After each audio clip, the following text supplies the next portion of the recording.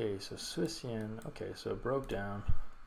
Yeah, it's not quite in its back in its bullish momentum. I thought it would have pushed up higher yesterday and hit this 164.5, but instead the bears came in, absolutely took out this little zone here, and now it's consolidating back on, you know, this support area that it created, which is also good.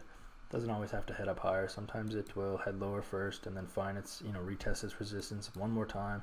This gives buyers more opportunity to get in on the pair too. So this is just kind of how smarter money trades. They'll wait for a better position to fill, like down here in this area where there's lots more fills, to get a much better price. Why would you buy it here when you could buy it down here, and then it'll head directly up? So I don't know if it'll head directly up. I don't know if the momentum's coming into the market yet. It might still take some time, but this is a good sign that because it came back down to this zone and now is getting rejected highly, and technically this segment is a higher low than this one, price is still creating higher lows, so it's still showing it to be bullish momentum. It's just not as significant as it once was because there's pullbacks, but yeah, that's Swiss yen. It's probably my favorite pair, honestly. I made good money with Swiss yen just by being consistent with it.